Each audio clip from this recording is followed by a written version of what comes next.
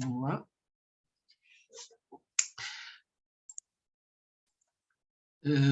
Vamos lá, então. Primeiro, né, deixa eu dar, então, as boas-vindas oficialmente. A gente está começando aqui o evento de hoje.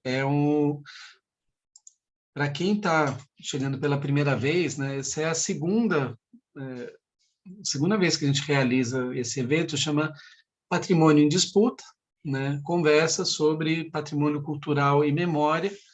É uma série de lives, de debates organizados pelo curso de pós-graduação em Patrimônio Cultural e Memória do Centro Universitário Belas Artes de São Paulo. A gente tem esse curso já há um ano e aí, em determinado momento, achamos interessante, né, trazer a um público mais amplo, que não sejam apenas, né, as atividades de sala de aula, temas ligados aos nossos interesses do curso, né? Então, a cada encontro, alguns professores do curso trazem, né, questões atuais ou questões, mesmo que sejam mais conceituais, mais teóricas, tal, mas a ideia nunca é de um debate absolutamente técnico, né? A nossa ideia é realmente de difusão mesmo com esses eventos. Então,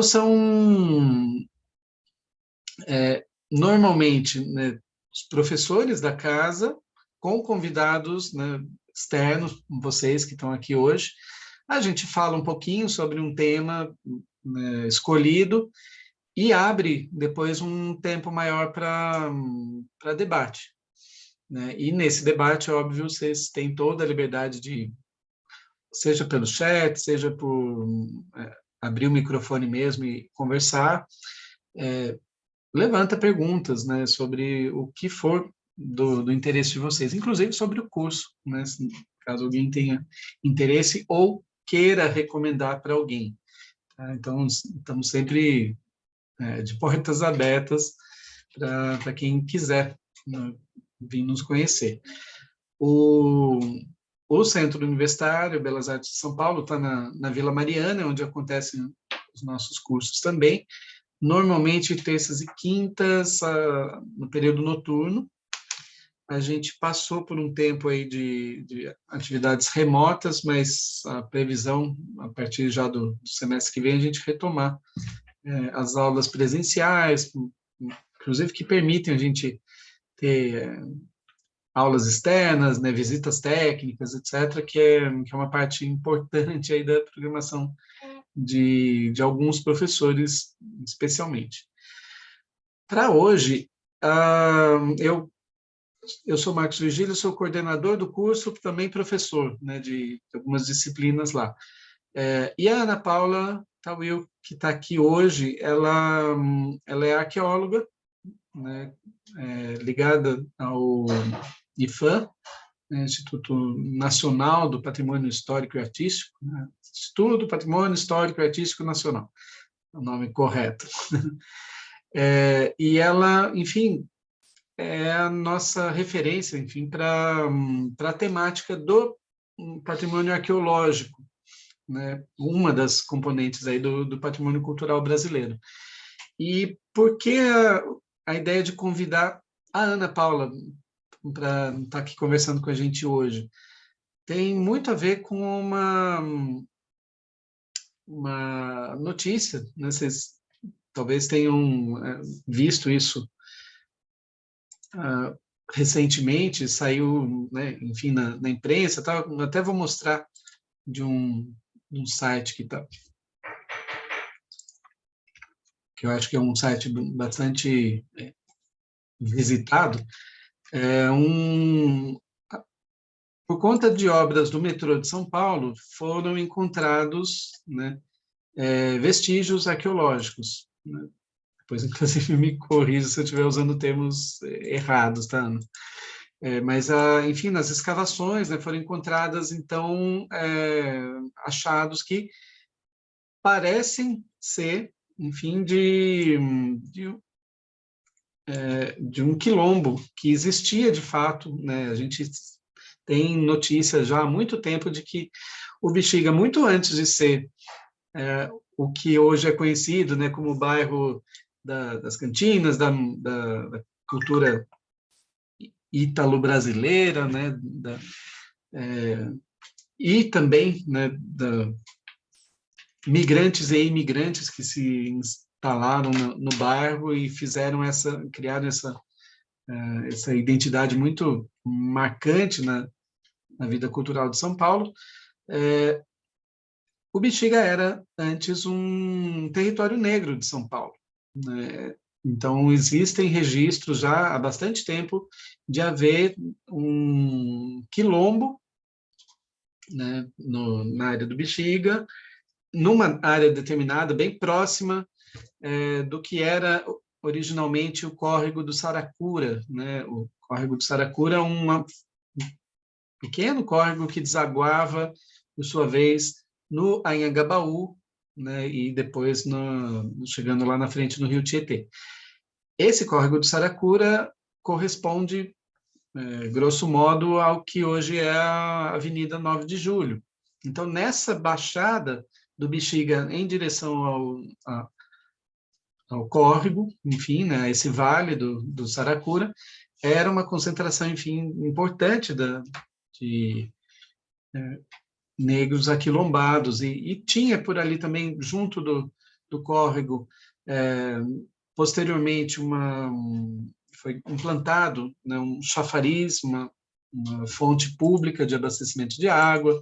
Tudo isso acabou sendo um pouco enterrado e esquecido, né, com as obras da avenida, com a própria urbanização do bairro, né, a partir do momento em que o Bexiga foi realmente se tornando um bairro e se integrando a São Paulo, isso foi ficando um pouco para trás, mas essa memória subsistiu e permaneceu em grande parte pela presença do que depois se tornou a Escola de Samba Vai-Vai. O Vai-Vai foi fundado em 1930, né, primeiro como um cordão carnavalesco, e ele permaneceu como cordão por 4 décadas ainda, e só em 1970 ele se tornou escola de samba, né, se formalizou nesse modelo de escola de samba, que tem certa inspiração aí das escolas do Carnaval do Rio de Janeiro. Nesse período, então, de constituição do cordão carnavalesco, o agrupamento, né, de famílias, enfim, de vizinhanças negras ali no Bexiga era muito importante, era muito marcante para o bairro e era constitutivo também da memória e da identidade do bairro. Isso foi se perdendo em grande parte, né? O Vai-Vai sempre se afirmou muito ligado a essa memória, então, né, um dos epítetos da escola de samba é o orgulho da Saracura, né? E foi homenageado, enfim, em diversos sambas, fazendo exatamente essa referência, mas o que antes era um pouco uma memória, eu vou colocar bem entre aspas, tá? Mas uma memória perdida, uma memória um pouco apagada, veio à tona exatamente num momento em que a escola de samba deixou o bairro, né? Então, por um acordo com a prefeitura, inclusive para viabilizar as obras do metrô ali, né, em torno da Praça 14 Bis, a quadra, que era a quadra do Vai-Vai originalmente, ela foi desmantelada e o Vai-Vai se transferiu, enfim, para uma quadra localizada na marginal do Rio Tietê.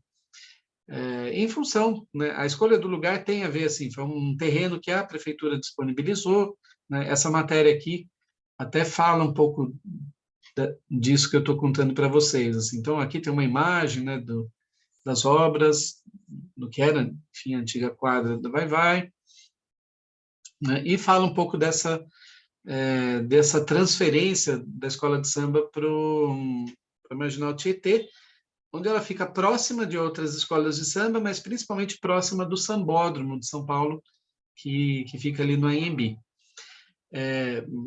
Por uma certa ironia do destino, né, no momento em que a quadra é desativada e a escola de samba sai dali, as escavações encontram, então, esses vestígios, enfim, do que poderia ser, né? Isso está em investigação, então a gente vai falar um pouquinho disso, mas poderiam ser traços, então, do antigo quilombo, ou se não são do antigo quilombo, de qualquer maneira, muito associados a toda essa história, essa memória da escola de samba, né, dos negros do Bexiga, e aí sim, algum tipo de conexão é possível fazer com a história que resulta depois no Vai-Vai. Tá?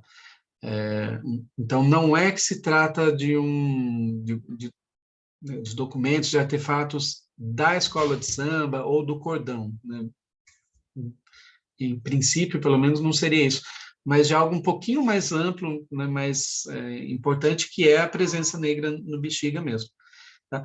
Então, assim, esse é o traço geral. E aí, o que é interessante, e aí a nossa conversa de hoje é em torno, assim, como é que a gente lida com situações como essa, né? Que de repente, por conta de uma obra pública, é, a gente, né, vai ter intervenções no terreno, vai abrir, vai escavar um terreno, né? A gente sabe o que é uma obra de metrô, e aí encontra, eventualmente, um sítio arqueológico. O que a gente faz numa situação dessa? Como que isso é encaminhado, né, do ponto de vista até que instituições, né, são envolvidas, como é que isso acontece, o que tem que ser resgatado, etc, etc. São, eu acredito que dúvidas, né, muito recorrentes aí para muita gente.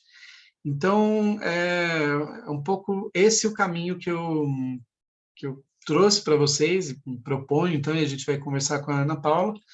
E aí, só para dar um outro caso, né, que vai também nessa linha, 4 anos atrás, numa situação um tanto semelhante, vamos dizer assim, foi encontrado também um sítio arqueológico na Liberdade, né, o que era, então, o Cemitério dos Aflitos, né, considerado o primeiro cemitério público de São Paulo, numa área muito importante também para a memória negra de São Paulo. Né? Liberdade era um outro lugar com uma história bem importante de ocupação da população negra e, inclusive, eles reivindicam a, a origem do próprio nome Liberdade. Né? Estaria aí ligado a um acontecimento em que uma liderança negra teria sido condenada à forca, existia a forca, né, ali nas proximidades, e a população se juntou e demandou que ele fosse libertado, etc. Isso é uma outra história, mas interessante né, também foi encontrado esse sítio e demandou uma série de investigações, né, levantamentos, e uma parte disso, enfim, né, passou a salvaguarda né, como patrimônio histórico, ligado à história de São Paulo, história mais especificamente aí da população negra, né, afro-brasileira em São Paulo, uma história que tem muito a ser redescoberta e revelada. Então, eu vou deixar a Ana Paula contar um pouquinho, mas eu acho que a minha pergunta, né, para começar a conversa, é isso, assim,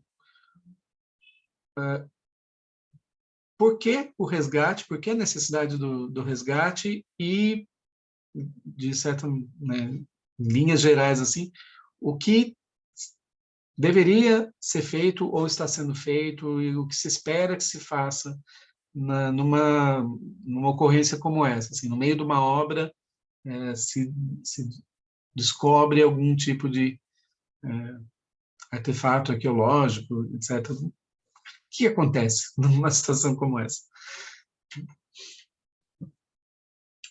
Isso. Então, Olá, boa tarde para todo mundo, boa tarde, boa noite, né? Já deve estar escuro lá fora. Como o Virgílio apresentou, sou Ana Paula, eu sou arqueóloga do IFAM aqui em São Paulo, sou historiadora de graduação e arqueóloga de pós-graduação. Então, essa é a minha formação, né? Eu estou há pouco tempo no IFAM, há 3 anos, mas já deu para pegar muito do que é a instituição e do que é o trabalho de arqueologia no IFAM, né? Então, eu já vou chegar na sua pergunta, Virgílio, mas só para fazer uma introdução, né? O patrimônio arqueológico, ele é de competência federal da União. Não, isso não quer dizer que municípios e estados não tenham nada a dizer sobre isso, eles são copartícipes, né? São corresponsáveis pelo patrimônio, mas quem faz toda a parte de gestão mesmo e de autorização, enfim, é o órgão federal, no caso é o IFAM. Então, é o IFAM que autoriza uma pesquisa arqueológica, é o IFAM que diz que um arqueólogo é idôneo e competente para fazer uma pesquisa, um resgate arqueológico, né?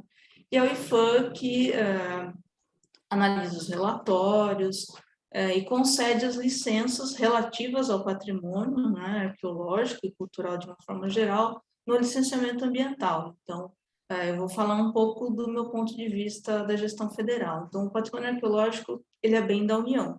Ele está muitas vezes no subsolo, então se você tem, de repente, lá o seu terreninho e fala, eu achei aqui, cavei, eu ia fazer uma horta, achei um machado de pedra, é meu? Não, está no subsolo, é patrimônio da União. Então, aí já responde algumas perguntas, né? Por que o resgate? Porque é um patrimônio da União e, como diz a nossa Constituição, né, de 88, ele diz respeito aos grupos formadores da nação. Então, é necessário que o patrimônio seja gerido para que a sociedade possa fruir desse patrimônio, entender, né, as origens desse patrimônio e se reconhecer de certa forma. Isso tem muito a ver com o que o Virgílio falou sobre os 2 casos, né? Tanto do Bexiga como do Cemitério dos Aflitos. Então, assim, o resgate é necessário porque é um patrimônio finito, né? Ele não está ali para todo sempre. A partir do momento que você faz uma pesquisa arqueológica com escavação, você está destruindo, de certa forma, o contexto onde ele está. Então, a pesquisa bem feita é fundamental, né? Então, o resgate muito bem feito é fundamental, porque não é só achar lá o objeto, é você entender todo o contexto onde ele está enterrado, as camadas, a relação de um objeto com outros.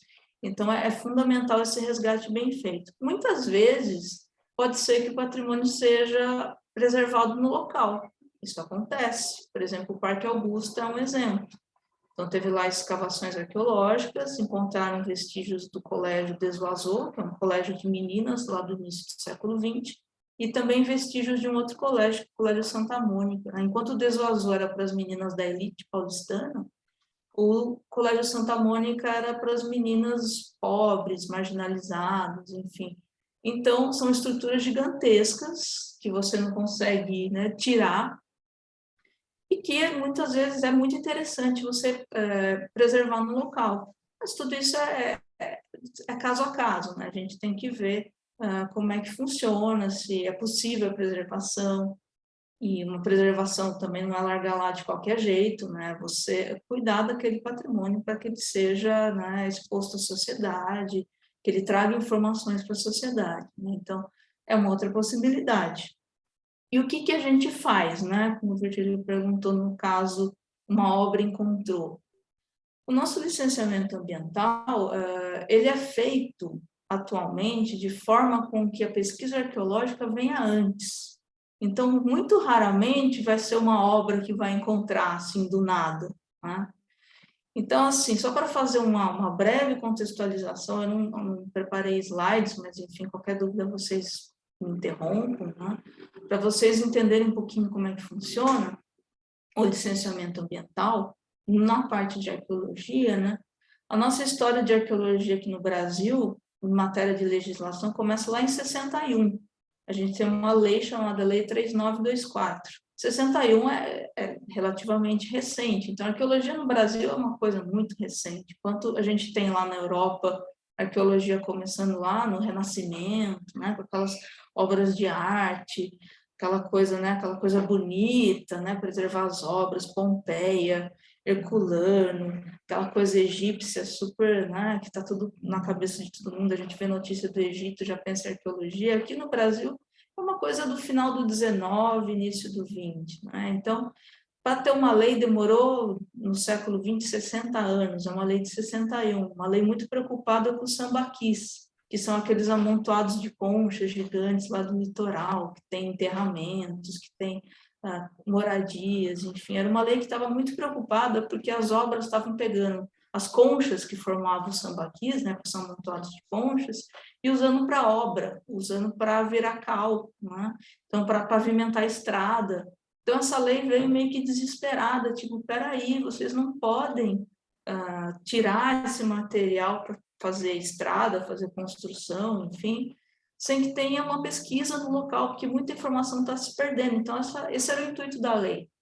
Então, a nossa primeira lei, que pretende proteger esse patrimônio arqueológico, que lá diz que é da União, que tem que ser autorizada a pesquisa pelo órgão federal, na época era o SFAM, né, a Secretaria de Patrimônio, né? Então, ela é a primeira coisa que a gente tem para proteger esse patrimônio, e a preocupação, sim, é também já inicialmente com obra, né? Então, né, o Brasil crescendo, né, precisando de material, então foi um jeito de dar uma segurada, peraí, porque, né, a gente está perdendo muita informação. E aí depois, a gente tem aquela resolução número 1 CONAMA, né, do Conselho Nacional de Meio Ambiente, lá de 86, que ela meio que coloca, cita o patrimônio arqueológico entre, né, os meios, o patrimônio ligado ao contexto socioeconômico, enfim, é muito tímido, mas em 86 a gente já tem um pouquinho do patrimônio entrando em licenciamento ambiental, né, bem pequenininho, mas tem. Essa resolução CONAMA, ela é reformulada em 97, 11 anos depois. E aí, nessa reformulação, eles estão falando mais especificamente, né, dão mais diretrizes práticas, vamos dizer assim, para que a gente consiga compatibilizar as obras, as fases das obras com a arqueologia.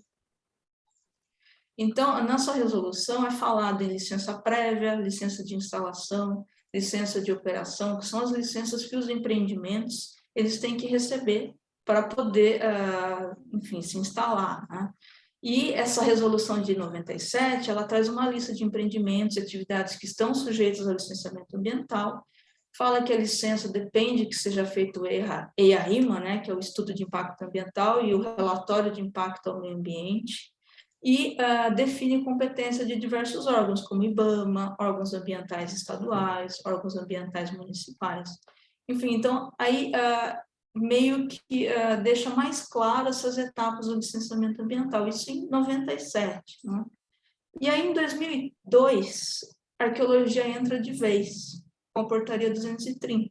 Eu sei que é muito número, muita data, enfim, mas é só para vocês terem uma linha do tempo, né, do licenciamento ambiental.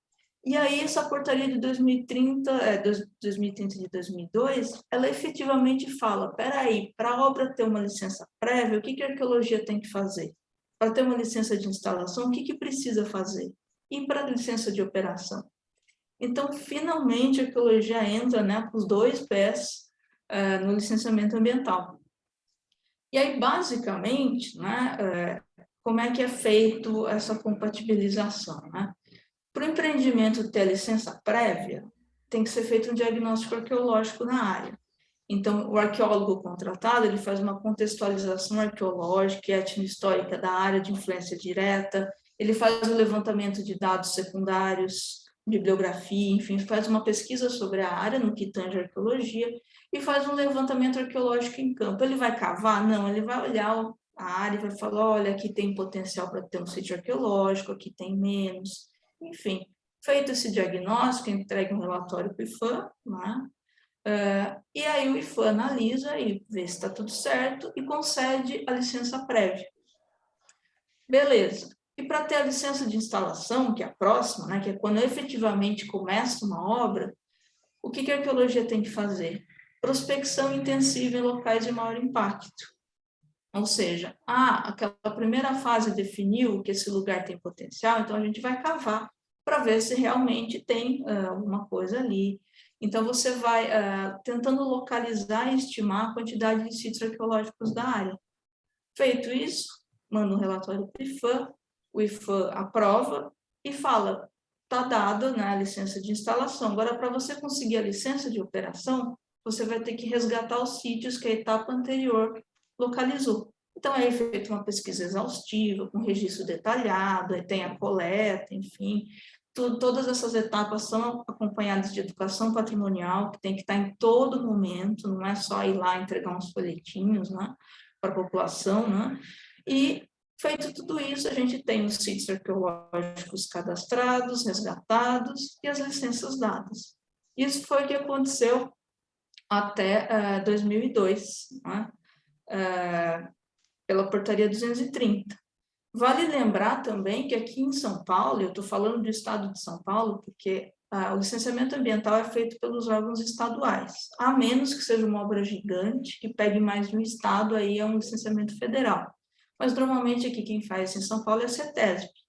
Então, em 2003, um ano depois dessa portaria 230, saiu uma resolução da Secretaria do Meio Ambiente de São Paulo, meio que acatando todos esses procedimentos de arqueologia, porque era o que precisava, né? Você precisava conversar com o órgão estadual, que afinal é ele que está fazendo esse licenciamento ambiental. Então, a relação tem que estar muito engrenada com o órgão ambiental. Isso depende do estado. Tem estado que é mais complicado, que o IFAM participa menos, enfim. Aqui em São Paulo é uma parceria bastante produtiva, né, do IFAM com a CETESB.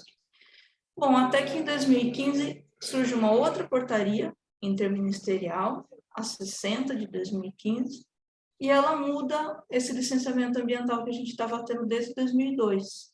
Então, é lançada uma instrução normativa em março de 2015 e muda um pouquinho essas etapas. A gente continua dando anuência à licença prévia de instalação de operação, só que aquele momento de diagnóstico, que o arqueólogo só fazia pesquisa bibliográfica, ia para campo, mas não cavava, ela é meio que condensada. Então, como é que funciona hoje, né? E aí eu já vou, na sequência, passar para essa obra do metrô. Essa obra do metrô, ela ainda está pela portaria antiga, 2030, porque essas grandes obras, elas demoram muito tempo. Então, o processo é lá antes dessa instrução normativa atual, né? E, hoje em dia, funciona assim, o empreendimento entra no IFAM, ele é classificado pelas técnicas, falo técnicas porque somos 7 arqueólogas, todas mulheres. Então, a gente classifica o empreendimento, tem lá uma tabelinha, e aí, conforme o tamanho, o impacto dele, a gente pode dar não se aplica, que a coisa é tão pequenininha que nem passa pelo licenciamento ambiental estadual. A gente pode dar nível 1, que a gente dispensa da pesquisa, mas é claro, se o empreendedor encontrar algum artefato durante a obra, ele tem que comunicar ao IFAM, que é o que a gente chama de achado fortuito, que está lá na lei de 61. A gente pode dar o nível 2, que é acompanhamento arqueológico, então a obra ela vai junto com a arqueologia, então o arqueólogo está lá no canteiro de obra vendo as máquinas, e aí se ele achar alguma coisa, ele imediatamente para, e depois é feito o resgate. E o nível 3, que acho que é o nível que a gente mais aplica, talvez o mais seguro, que é assim, o arqueólogo vai para campo, devidamente autorizado, e faz uma prospecção antes da obra, né? Uma prospecção intensiva, muitos fazem uma malha com pontos equidistantes, outros fazem em lugares mais furos, outros menos furos, dependendo do potencial. E aí, ele não encontrando nada, a obra é liberada e segue o fluxo, né? Todas as licenças são anuídas. Então, é isso que a gente está ultimamente, né? Esse é o pé da coisa, né? A obra do metrô, como eu falei, ela segue pela portaria anterior, porque ela teve início antes de 2015. Então, em que fase que ela está? Ela está na fase de prospecção arqueológica, então já teve uma fase diagnóstica que apontou no trajeto os lugares de maior potencial, né? E agora está na fase de prospecção. Só que como é uma obra que muitas vezes atinge níveis muito profundos, né? Então o arqueólogo, nesse caso, em alguns trechos foi feita uma prospecção anterior, né? Em outros é feito um acompanhamento arqueológico junto com a obra acontecendo, né? O metrô escava bem fundo, a gente vê lá os tatuzões, né? Então, o que aconteceu nesse caso aí do Bexiga? Eles localizaram na prospecção inicial, antes da obra, esse sítio arqueológico, e aqui eu estou falando mais pelo que eu também vi pela imprensa, esse processo não está comigo, né? Então, tudo que eu tenho, né, no momento são essas declarações, né? E foi dada uma autorização para o resgate do sítio arqueológico. Então, o sítio está sendo resgatado, né? Com aqueles cuidados de você entender o contexto, entender a relação entre os objetos, e, após o resgate, esses objetos vão para a instituição de guarda, que, se não me engano, é o CASP, que é o Centro de Arqueologia de São Paulo, que é ligado ao DPH, Departamento de Patrimônio Histórico, fica ali no sítio Morrinhos, que é uma visita muito bacana, recomendo, tem umas exposições muito legais que contam, né, a história de São Paulo por meio da arqueologia. E, fim do resgate, imagino que possa ser possível, eu não sei dizer, né? Como eu disse, ainda não foi finalizado o resgate, depois do resgate as peças são limpas, são estudadas, analisadas, é entregue um relatório final, e aí a gente vai poder ter certeza, né, de alguma datação, se tem alguma relação com o quilombo, se é posterior, se é mais do século XX, e aí, de qualquer forma, indica que teve ocupação ali, teve moradia ali, né? Lógico, é uma área central que já foi muito mexida, né? A gente já teve várias obras, muitas camadas de história, né? Então, o relatório final vai poder dizer exatamente o que são essas peças e sem dúvida é um local de muita história, né? E pode ser muito representativo, de repente, já é um sítio arqueológico, então, de repente, fazer uma placa explicando, contando a história do bairro, a história do quilombo. Então, acho que tem muito potencial, né? Esse tipo de patrimônio, eu acho que, além de despertar curiosidade, todo mundo tem aquela coisa de arqueologia, né? Nossa, que interessante. Eu acho que tem muito potencial para a gente, né, se ver ali nas coisas, né, nos objetos. Sim, basicamente em relação ao metrô que eu posso contribuir, é isso. Não sei se vocês têm alguma dúvida. Eu posso falar do Cemitério dos Aflitos também, que é uma questão que eu estou mais inteirada, que eu trabalhei mais de perto. Eu quero sim, né? É um outro caso super interessante. Antes, só um comentário rápido, e aí eu acho que também vale a pena, né, te ouvir sobre isso, né? Porque na própria matéria, né, essa que eu compartilhei, a gente vê lá uma coisa que eu achei bem curioso. A matéria faz muita questão de destacar o fato de que as obras não foram interrompidas por conta desse processo, né? Então, assim, é possível. Então, né, a primeira observação, o primeiro comentário é esse: é possível ter prosseguimento de obras mesmo no meio de um processo de resgate arqueológico. Existe, pelo menos em parte, né, do senso comum aí, essa ideia de que achou alguma coisa, é uma desgraça para um projeto, para um empreendimento, porque tem que parar tudo, tem que e tal, e isso cria, né, entre empreendedores, enfim, até um pouco na população, essa ideia de que falar, não pode, né, se encontrar alguma coisa, não pode acontecer mais nada ali, vai ter que paralisar, vai ter que, né, então fica até uma reação um pouco, né, polêmica, assim, né, meio discutível, tal, que é quase como se fosse melhor, então, nem encontrar nada. E aí, até antes, né, da gente se encontrar aqui, eu comentei, né, falei, tem outras experiências, né, no exterior, por exemplo, países que lidam com isso quase que cotidianamente, né, por conta como você falou, né, das camadas de história já muito acumuladas, muito longas e muito sedimentadas, enfim. Então, dei esses dois exemplos, Cidade do México, né?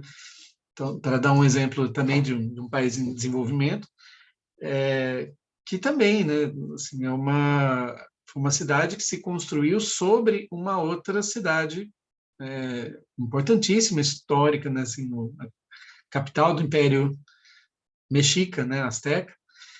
Então, assim, lá é praticamente impossível também você escavar a cidade sem encontrar alguma coisa, né, do que era antes a Tenochtitlan, né? Não sei se a pronúncia está certa, mas enfim. E outro, acho que talvez o caso emblemático, né, paradigmático, Roma, né? Então se brinca lá, de falar, você vai plantar uma árvore e você acha um vestígio arqueológico em Roma, assim, né? Tamanho é o acúmulo de história naquela cidade e tal. Então, assim, então não dá para fazer mais nada na cidade? Dá, né? Tem sido feito, tem sido construído, foi, foi, foi implantado o metrô por lá também, etc. Então, eu acho que minha pergunta era mais um pouco em torno desse estereótipo, né, de que lá achado arqueológico acabou com o projeto, inviabilizou, tem que parar tudo, tem que congelar. Não é bem assim, né? Pelo menos. E aí eu acho que essa matéria ela chama muita atenção para esse detalhe, como de uma certa maneira tentando dizer isso também, né? Falar, nem sempre é um impeditivo completo. Agora, pode ser? Acho que em certas situações pode mesmo, né? Então eu queria que você comentasse isso. Depois, enfim, já deixamos aberta aqui a possibilidade, né? A Andréia já colocou no chat aqui, né? Falar, seria ótimo te ouvir, então, falar sobre o Cemitério dos Aflitos. Então, se quiser emendar uma na outra, fica à vontade. Legal. Virgília, é bem isso mesmo. Às vezes a gente apanha aí dizendo, encontrou, sei lá, né? Como teve gente aí que falou cocô de índio e aí acabou a obra, né? Então, não. Como eu falei lá, a nossa portaria, tanto a 230 como essa de 2015, ela compatibiliza, né, as obras com o patrimônio arqueológico. E assim, sendo muito sincera, eu acho que no fundo, eu considero que a legislação, de certa forma, ajuda muito a arqueologia, porque a gente descobre muita coisa com obra que a gente nem imaginou que ia descobrir, sabe? Tipo, sítios arqueológicos num loteamento, sei lá, vou chutar uma cidade aí, Igaraçu do Tietê, né, que eu fiz um processo dessa área, mas um loteamento que encontrou um sítio arqueológico. Então, muitas vezes a arqueologia avança, né, sendo obrigatória em obras. Isso é ótimo. Né?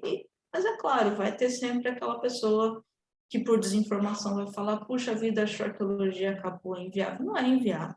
É possível ser feito resgate, como já foi feito em 99% dos casos. Né? São Paulo tem mais de 70 sítios arqueológicos cadastrados. Vocês podem entrar lá no SICG, que é um sistema do IFAM, Sistema Integrado de Conhecimento e Gestão. Né? Vocês conseguem fazer um login, tem aquele login cidadão, enfim, vocês podem solicitar, vocês conseguem ver todos os municípios do Brasil e ver se tem sítio arqueológico cadastrado, e tem a localização, tem as informações, tem fotos, enfim. Vocês conseguem acessar o processo dele, é super completo e São Paulo está cheio de sítio. E 99% teve resgate. Então, não atrapalha, a gente resgata. Lógico, tem situações que, poxa, encontrou uma estrutura interessante de se preservar no local tenha boa vontade da empresa, boa vontade do município, a gente pode sugerir que a estrutura seja mantida in situ, que seja musealizada, que seja sinalizada, né? Mais uma vez eu falo do Parque Augusta. O Parque Augusta tem várias estruturas gigantes, tem as sapatas do colégio, que né, a gente pode até reenterrar, a gente pode reenterrar e deixar quietinho lá, está preservado. Né? Mas a gente pode também expor para a população, explicar o que é, contar história, né? Então, lógico, teve que desviar algumas árvores que iam plantar, fez uma outra modificação, mas é possível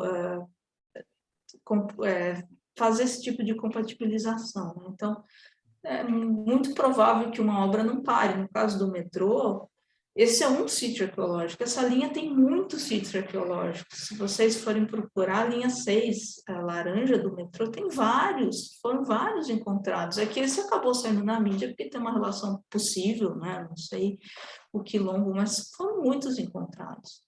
E assim, objeto, normalmente a garrafa, louça, ossos de animais, porque é tudo material de habitação, lixeira, né? As pessoas jogavam, não tinha coleta seletiva, então às vezes as pessoas jogavam no quintal, então você abre uma quadra, né, de escavação e você encontra um monte de louça, garrafa, ossos de animais que foram consumidos, cerâmica, um pouco de metal, quando é mais recente. Então, assim, você vê nessas lixeiras de habitação, isso é muito comum em São Paulo. Aqui na PUC, eles foram fazer, na PUC ali do lado do Parque Augusto, eles foram cavar um poço de elevador, encontraram uma lixeira de habitação.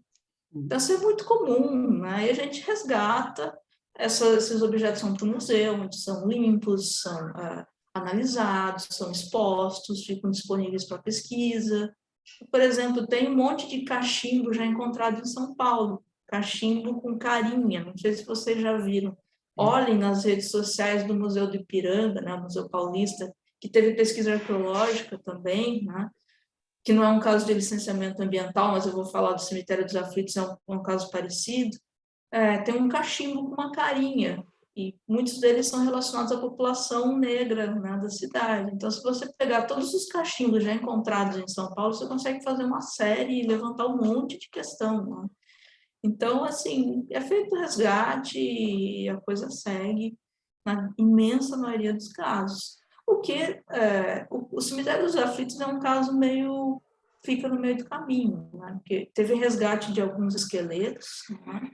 Que foram, né, eles foram encontrados e eles deram origem, né, à pesquisa, foram resgatados, mas possivelmente tem outros esqueletos que estão embaixo do quarteirão inteiro, né, que era um cemitério ao redor da igreja, como era antigamente, né, eles não eram públicos, eles eram ligados às igrejas, então toda a igreja mais antiga aí provavelmente tem esqueleto em volta, né, então é muito comum.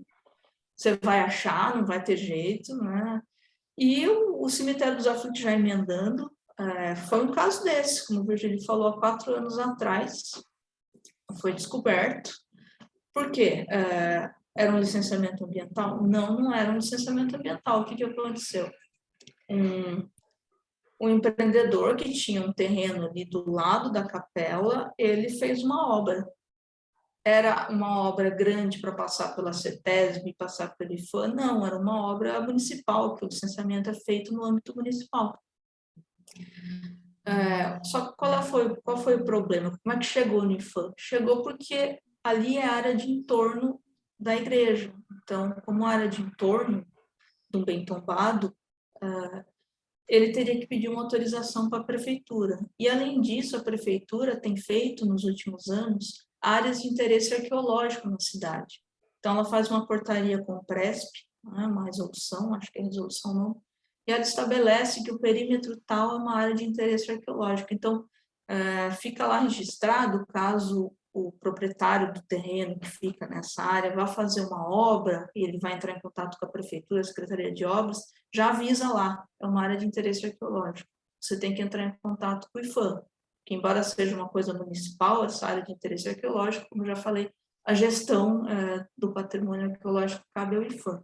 Então, o que aconteceu lá nos Aflitos? Ele fez uma obra, tinha que ter avisado, era área de entorno, da igreja era a área de interesse arqueológico, e ele começou a cavar, e aí encontrou esqueleto, enfim, ele levou multa municipal, acho que levou do Condefat, que também é bem tombado a nível estadual, né?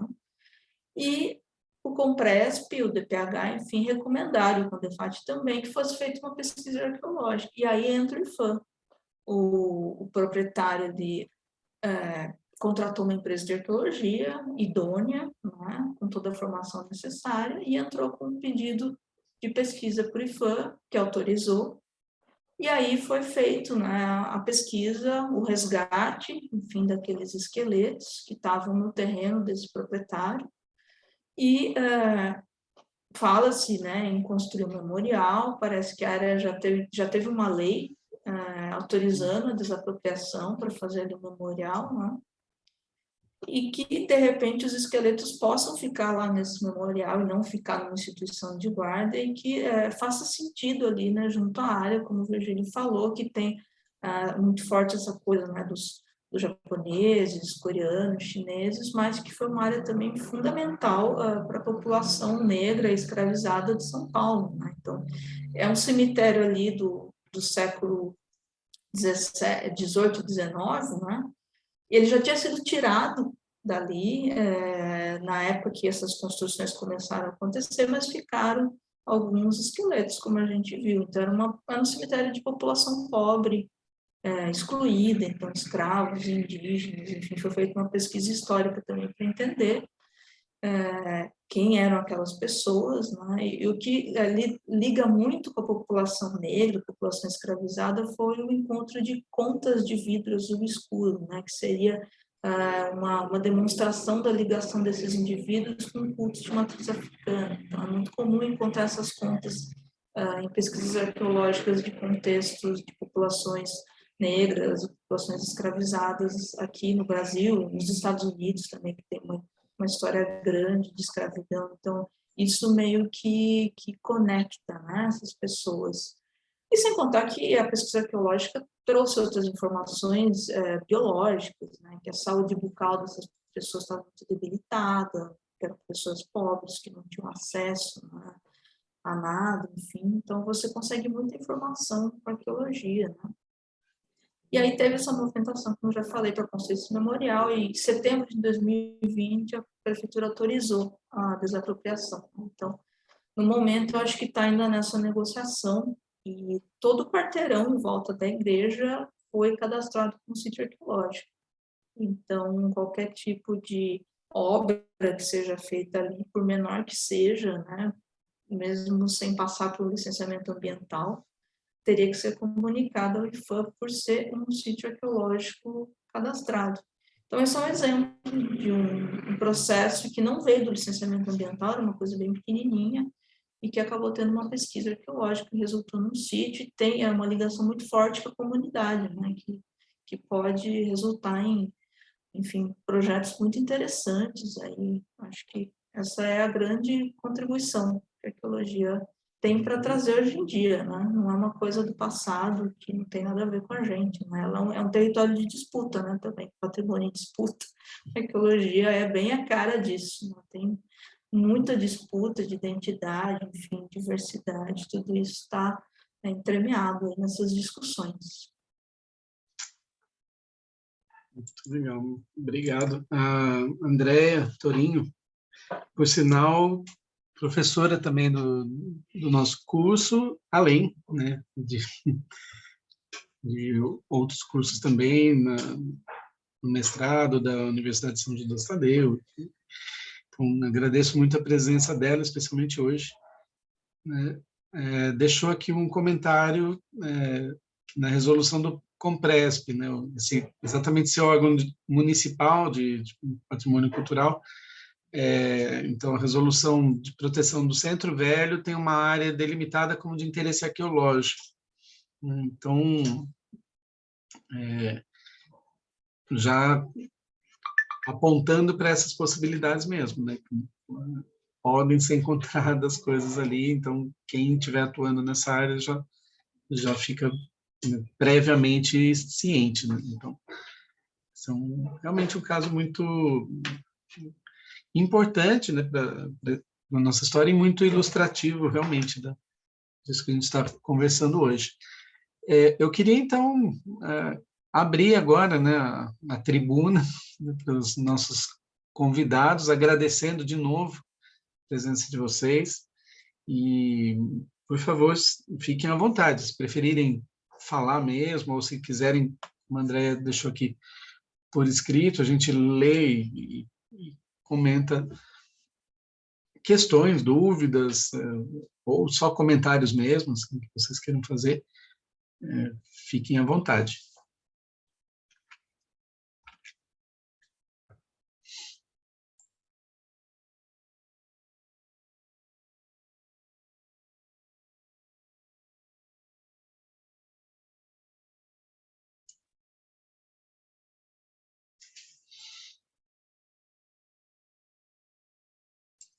Não? Será que ninguém vai?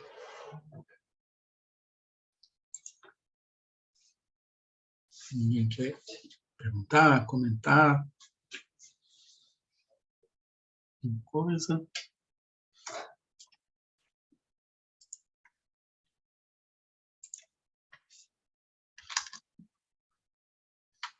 Posso fazer um comentário? Fazendo um gancho aí com o que a Andrea escreveu. É bem isso mesmo. Algumas áreas de interesse... Oi. Algumas áreas de interesse arqueológico estão sendo delimitadas pela prefeitura, né? E São Paulo tem essa especificidade de ter um órgão de patrimônio bastante atuante, né, no que tange a arqueologia. Então, isso é raro, não é toda cidade que tem, né? Então, algumas cidades têm uma preocupação, investe, às vezes, no mapeamento arqueológico. Santos tem alguns mapas arqueológicos, mas é muito raro, né? Então, é muito importante quando o município colabora assim com a gente, porque muita coisa passa, né? Então, se a gente ficar só pelo licenciamento ambiental, coisas pequenas às vezes passam. O que a gente tem feito muito no IFAM é sempre que entra algum pedido de obra em bem tombado, né, que é o pessoal da arquitetura que analisa, a gente pede arqueologia, porque é a chance da arqueologia trazer coisas novas, interessantes. Isso está acontecendo, por exemplo, ali na Pinacoteca, que está sendo feita a Pina Contemporânea, ali do lado. Não é licenciamento ambiental, e a gente pediu arqueologia para acompanhar. Ali o Parque da Independência, toda a obra do Museu Paulista, a gente pediu arqueologia. A reforma do Parque da Independência mesmo ali do lado, a gente pediu arqueologia. Então, assim, a gente vai se enfiando, porque a arqueologia é recente no próprio IFAM. Então, tem todo um trabalho de falar com os nossos colegas arquitetos e falar, vai ter aí uma escavação aí é bem tombado, vamos pedir arqueologia. Poxa, a gente pode trazer tanta coisa, tanta contribuição para restauro também, por que não, né? Então, a arqueologia pode fazer prospecção de parede, enfim, entender as estruturas. Então, assim, a gente vai se enfiando na cara de pau, muitas vezes. Né? É o jeito que a gente dá. Muito bom. Andréia? Oi. Bom, peço desculpas, eu estou com uma crise de labirintite que eu não consigo nem mover a cabeça, então eu sim, peço desculpas, mas acho o tema importantíssimo. Ana Paula, parabéns, gostei muito da sua fala.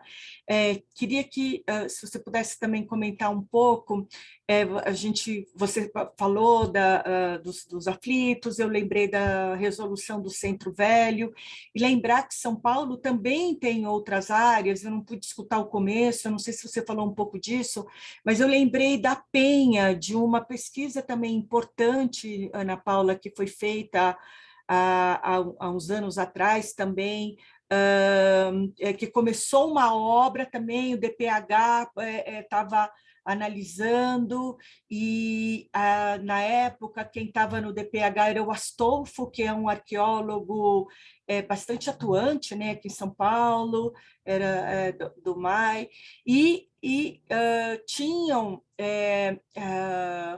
eu não me lembro muito bem se eu estou certa no que eu vou falar, mas tinha um sítio que tinha alguns restos de uma ocupação indígena, né? Só lembrando que São Paulo tinha, né, como em alguns lugares, como a Penha, de ocupação muito antiga, também esse tipo de situação, né?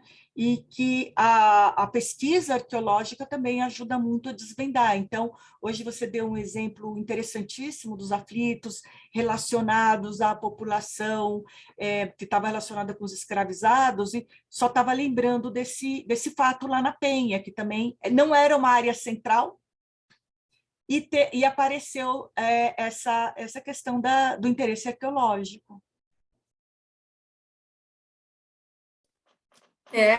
Tem muita área aqui em São Paulo, né? Assim, onde tem rio, córrego, tem ocupação humana, né? Então, assim, a gente sempre fica de olho como um indicador arqueológico. Então, como a gente pega aquelas cartas topográficas de São Paulo e vê lá os córregos, toda a hidrografia, a gente já fica meio ligado. E não precisa ser realmente no centro, né? A gente tem muita área aí de ocupação indígena. E o legal da cidade, como ela é um grande lugar de concreto, é que você preserva alguns estratos, né, que muitas vezes poderiam não ser preservados se não fosse concreto, né? Então, a arqueologia urbana, por um lado, ela é muito feliz em preservar esse tipo de coisa. Então, você tem muita coisa na cidade que está ali quietinha, preservada. Então, a gente pega essas oportunidades, né? Então, desde indígena, como você comentou, até mais recente, né? Dos escravizados. Tem a fábrica de louça ali, o sítio arqueológico Petit Bon, né? Então, também conta uma história incrível dos operários que trabalharam ali só por meio das louças. Louça quebrada que não foi, né? Não foi aprovado como peça para venda com recadinho dos operários. Então, tem muita coisa incrível, que a gente pode contar muita história, né? Então, com lixo, a gente conta história com lixo, na verdade, né? Então, a arqueologia urbana, que é uma área já super consolidada, né? Ela é um poço de oportunidades, e a gente vai atrás de todas, né? De todas essas temporalidades possíveis. Sim, muito legal. A Thalita deixou aqui no chat uma pergunta, né, um pedido, né, se puder comentar um pouco sobre a temática conhecer para preservar, com respeito ao patrimônio arqueológico, mas também do patrimônio numa perspectiva ampliada que o IFAM nos traz.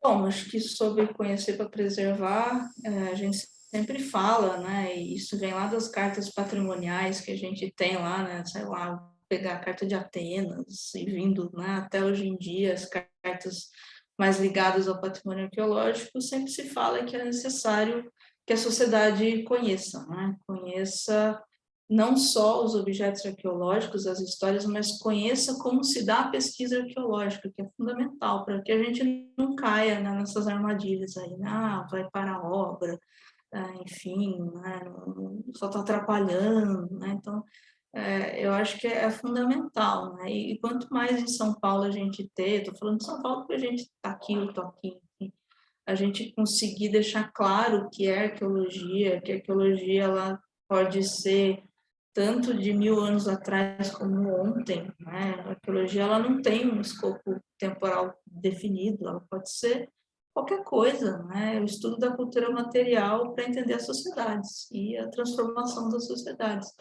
Então, eu acho que é muito necessário e a arqueologia tem a legislação, ela fala muito em educação patrimonial, é parte fundamental, todo licenciamento ambiental tem que ter uma atividade de esclarecimento com a população, com escolas, e em caso de encontrar um sítio, é feito um projeto ainda mais robusto de educação patrimonial, está na lei, é obrigatório, né? Então a gente não pode esquecer disso, né? Não é acessório, não é a última coisa, não é entregar papelzinho, mas é você realmente se conectar com a população e explicar o que é arqueologia, tentar fazer essas relações com outros patrimônios, né, de uma forma mais abrangente, aí pensando no IFAM, patrimônio imaterial, patrimônio edificado, enfim, eu acho que o IFAM tem vindo um pouco nessa toada de focar nessa divulgação, enfim, nessas formas de conversar com as pessoas, né? Eu posso falar mais sobre arqueologia, que é o que eu tenho mais experiência, mas eu acho que tem sido uma tendência, porque a gente precisa, ainda mais agora, redes sociais, mídias sociais, tem muita fake news, então a gente tem esse cuidado sempre de falar o que é arqueologia. O Museu Paulista é um grande exemplo disso. Se vocês entrarem no Instagram do Museu Paulista, a polêmica que deu a chinelo havaiana que foi encontrado nas escavações do Museu Paulista. Ali é uma aula de arqueologia. Se vocês olharem os comentários, né, de arqueólogo famoso que eu conheço falando que aquilo não é arqueologia, que arqueologia é machado de pedra, e não é bem por aí, né? O que um chinelo havaiana de um operário que ficou ali pode nos dizer? Muita coisa. Pode falar sobre, sei lá, borracha, ciclo da borracha, extrativismo, sei lá, como as pessoas até hoje são exploradas por trabalho, condições precárias às vezes de trabalho, descarte, reaproveitamento. A gente pode falar de 1000 coisas só com uma sandália havaiana. E isso é arqueologia. Então, esse trabalho do Museu Paulista é muito legal, porque conversa muito com as pessoas. Eu acho que essa questão aí que virou uma polêmica é bem exemplar do conhecer para preservar, né? Então, a gente falando, tem que ficar na exposição esse chinelo. Então, outras pessoas falam, imagina, vai ficar na exposição num lugar que tem lá toda, né, as coisas da realeza, enfim, a história de São Paulo, os bandeirantes. Então, acho que é por aí que a gente tem trabalhado, né? Tentar trazer o que é esse grande campo da arqueologia e sair um pouquinho dos clichês, né? Porque senão não rola essa identificação, né? E você falou de fake news, né? Inevitavelmente eu lembrei dessa que circulou recentemente, da cidade amazônica, né?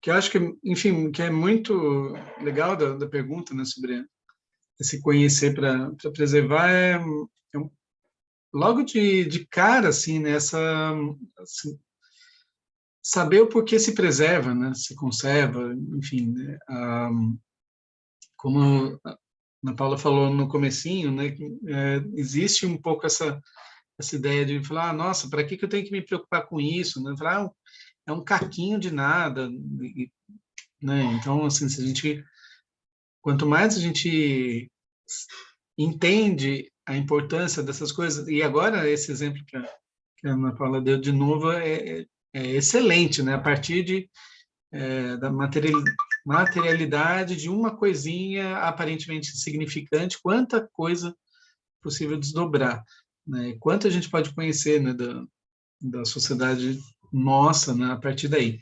Então, esse realmente é um pouco o princípio, né, de se conhecer para proteger, para preservar, né? Então, foi muito oportuna, Thalita, a sua pergunta, né? E, né, enfim, e abre todo esse outro campo, né, que está muito ligado mesmo ao patrimônio cultural, e como você falou, uma perspectiva ampliada, de fato, né, a educação patrimonial que foi mencionada aqui, ela realmente, né, se aplica a qualquer dimensão do patrimônio cultural. Obrigado pela pergunta.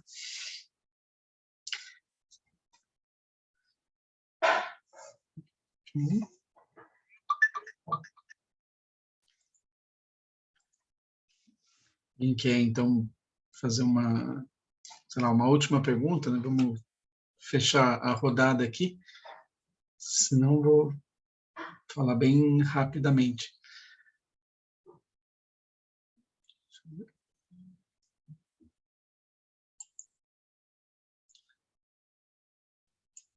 A gente teve já alguns comentários aqui pelo chat, enfim.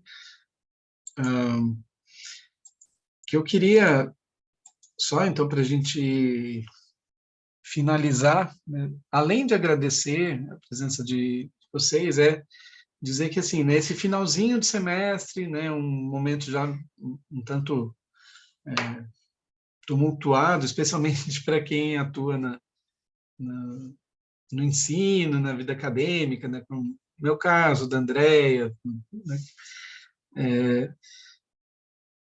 a gente, enfim, né, preferiu fazer esse encontro aqui hoje para já como uma prévia do que a gente deve realizar ao longo do próximo semestre.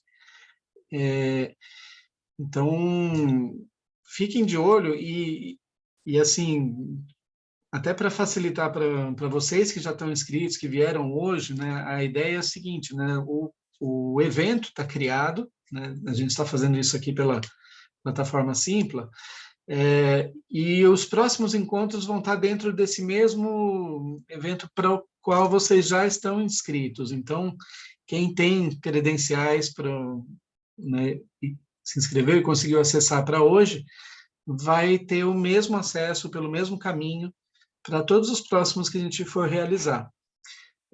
Então, já vamos facilitar isso para vocês. Então, já estão mais que convidados e convidadas para os próximos encontros.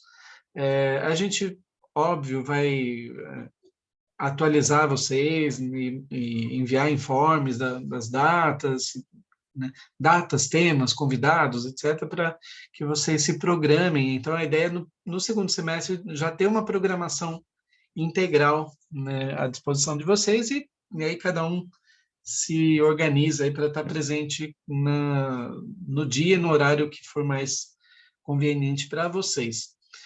Além disso, do jeito como eu estou fazendo hoje, também, né, eu gravo, né, a gente sempre grava esses encontros e eles ficam disponíveis. Depois eu, né, terminando aqui a nossa conversa de hoje, eu passo, então, o link para a gravação dessa conversa, né? Quem quiser depois rever, né, resgatar alguma coisa, alguma informação que tenha achado interessante. Os outros encontros foram gravados e também estão disponíveis no YouTube, no meu canal, pessoal, tá? Eu, assim, fiz isso um pouco pela generosidade das pessoas que participaram, que vieram aqui falar, não se opuseram que no fundo, assim, nosso objetivo é basicamente difundir as discussões de patrimônio cultural, tá? Então, não tem aqui nenhum interesse comercial, em princípio, exceto, lógico, a gente nunca pode deixar de mencionar que isso é uma iniciativa do curso de pós-graduação que a gente oferece na Belas Artes. É um convite, mas nada além de um convite que vocês conheçam e recomendem se acharem que vale a pena, mas, de qualquer maneira, tudo que a gente está discutindo e apresentando aqui é para o domínio público mesmo. Tá? Então, também fiquem convidados a rever essas apresentações, se tiverem interesse, ver outras que já foram feitas, as que vierem aí pela frente, da mesma maneira vão estar gravadas e disponíveis. Tá? Então, é isso, tá? Nesse momento, queria então deixar os cumprimentos, um super agradecimento então para a Ana Paula, pela disponibilidade aí de trazer esse tema para a gente. Foi inspirado, como eu falei, num acontecimento bem recente, né? Esse do Bexiga, mas que eu acho que é um tema. Volta e meia a gente toma contato, ouve falar e acho que realmente, como foi colocado aqui nos comentários, né, foi muito esclarecedor, porque eu acho que não é uma coisa que a maioria das pessoas entende claramente. Então, vou deixar aqui essa saudação para vocês, o agradecimento e, enfim, reiterando, então, um convite para os próximos, né? Todo mundo vai ficar sabendo dos próximos encontros que a gente for organizar. Tá bom? Obrigado, gente. Uma boa noite para vocês. Estamos já adentrando a noite, então Muito obrigada, Ana Paula, Virgílio, obrigada. Obrigado. Bom. A gente se vê no próximo, então. Obrigado, gente. Um grande abraço para todos.